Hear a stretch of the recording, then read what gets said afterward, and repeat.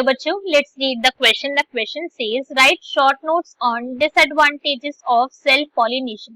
Question की तरफ से बोला गया है कि हमें शॉर्ट नोट लिखनी है डिसएडवांटेजेस जो सेल्फ पॉलिनेशन की होती है उनके बारे में. सो क्वेश्चन हमारा स्टार्ट करते हैं. सबसे पहले हम क्वेश्चन को सॉल्व करने का की कॉन्सेप्ट देखेंगे. की कॉन्सेप्ट. सो क्वेश्चन को सॉल्व करने का की कॉन्सेप्ट क्या है हमारा कि हमें सेल्फ पॉलिनेशन के बारे में पता होना चाहिए. राइट, सेल्फ पॉलिनेशन के बारे में पता होना चाहिए, इसके डिसएडवांटेजेस के बारे में भी पता होना चाहिए. तो सबसे पहले अगर हम सेल्फ पॉलिनेशन की बात करें तो ये क्या होता है. दिस इज जब ऐसे पॉलिनेशन का टाइप है जब जो हमारे एंथर जो है हमारे स्टिग्मा के ऊपर आ रहे हैं फ्लावर के, वो जो एंथर आ रहे हैं वो सेम ही फ्लावर से आ रहे हैं. ठीक है. So transfer of pollen grain from anther to stigma from same flower. ठीक है, यहाँ पे फ्लावर चेंज नहीं हो रहा है. आ किससे रहा है, पोलन ग्रेन, वो सेम ही फ्लावर से आ रहा है और जो स्टिग्मा है वो भी सेम फ्लावर का है. दैट मीन्स अगर हमने बोला कि ये क्या है हमारा, ये हमारा एक प्लांट है, हम छोटा सा ऐसे डायग्राम के पर्पज से ड्रॉ करते हैं और ये उसकी लीव्स है. यहाँ पे प्रेजेंट है हमारे फ्लावर का स्टिग्मा वाला region. This is the stigma of the flower. और यहाँ पे प्रेजेंट है हमारे फ्लावर का क्या, एंथर.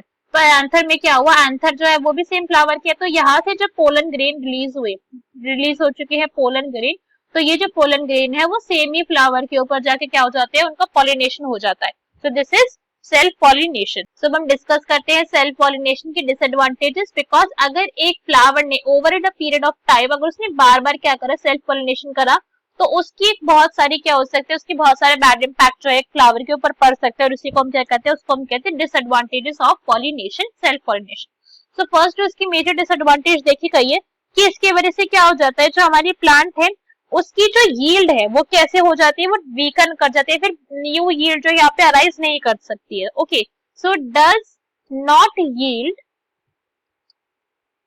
New varieties. ठीक है, यहाँ पे क्या होता है, न्यू वेराइटीज जो है वो यहाँ पे अराइज नहीं कर पाएंगी. न्यू वेराइटीज क्यों अराइज नहीं कर पाएंगी, due to lack of genetic variation. Because यहाँ पे जेनेटिक वेरिएशन हुआ ही नहीं. जब सेम ही फ्लावर से यहाँ पे पॉलिनेशन हुआ है तो दैट मीन्स फर्टिलाइजेशन जो होगा वो भी सेम ही प्लांट के पोलन ग्रेन से होगा. तो जब यहाँ पे सब कुछ चीजें सेम ही है तो फिर भला यहाँ पे जेनेटिक वेरिएशन आएगी कैसे. ठीक है, तो इस टाइप के जो फ्लावर होते हैं they cannot adapt in changing environment. Okay, they cannot adapt in